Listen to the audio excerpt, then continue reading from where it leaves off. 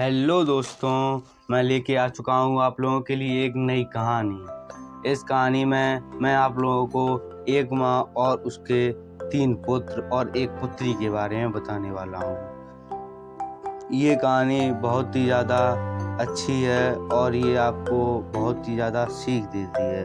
तो स्टार्ट करते हैं कहानी को। तो चलो चलते हैं। बहुत ही पुराने समय की बात है। एक गांव में एक माँ और उसके 3 पुत्र व एक पुत्री रहती थी। उसका सबसे बड़ा पुत्र, जिसका नाम रमेश था, वह पढ़ने लिखने में बहुत ही ज़्यादा तेज था। वह आगे चलकर डॉक्टर बन गया। और उससे छोटा पुत्र, जिसका नाम रामू था, वह पढ़ने लिखने में ज़्यादा तेज नहीं था, परंतु वह अपने घर के कामों को देखता था। उससे भी जो छोटा पुत्र था, उसका नाम श्यामू था।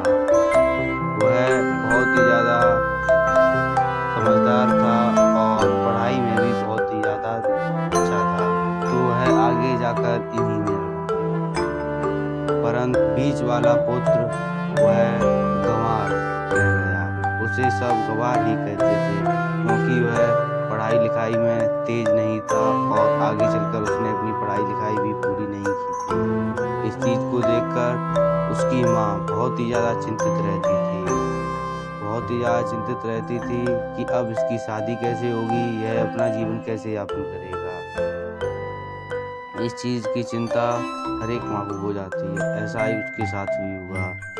कुछ दिनों बाद उनके दोनों भाइयों की शादी हो गई, डॉक्टर की और इंजीनियर की।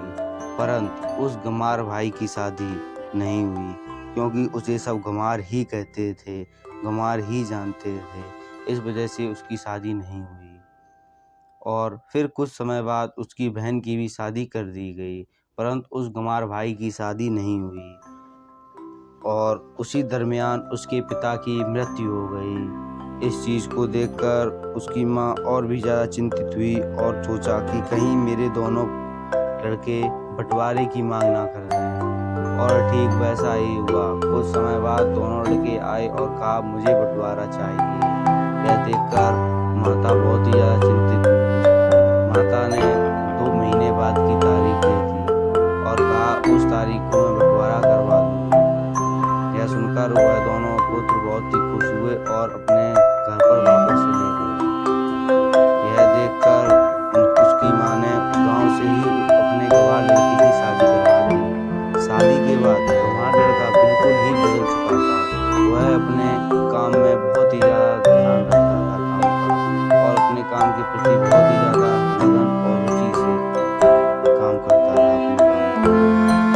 यह देखकर गांव वाले बहुत ही ज़्यादा आश्चर्यचकित रहे कि यह गंवार लड़का पहले अपने काम को नहीं करता था, अब यह इतने मन से और लगन से अपना काम कैसे करता है। यह देखते देखते 2 महीने व्यतीत हो गए और उसके दोनों भाई और उसकी बहन भी आई और बंटवारे की बात होना चालू हो गई। तभी वकील साहब आते और कहते हैं कि आपके हिस्से में 10 बीघा जमीन और यह मकान है, आपके पिताजी के हिस्से में। बताइए मैं कैसा बांटना है, मैं वैसे ही कागज तैयार कर दूंगा। तो दोनों भाइयों ने अपनी अलग अलग राय दी, परंतु जो गंवार भाई था उसने कहा, 5-5 बीघा जमीन मेरे भाइयों के नाम कर दो और बचा हुआ घर वह मेरी बहन के नाम कर दो। यह सुनकर सारे लोग आश्चर्य में पड़ गए और कहा, क्यों, तू गंवार का गंवार ही रहेगा, तू कुछ नहीं लेगा? तो वह कहता है, नहीं नहीं, मेरे पास सब कुछ है। मेरे पास मेरी माँ है और माँ से बड़ा कोई भी हिस्सा नहीं होता है। माँ ही मेरी सब कुछ है। और जैसे कि हम बचपन में रहते थे, वैसे ही अपनी माँ के साथ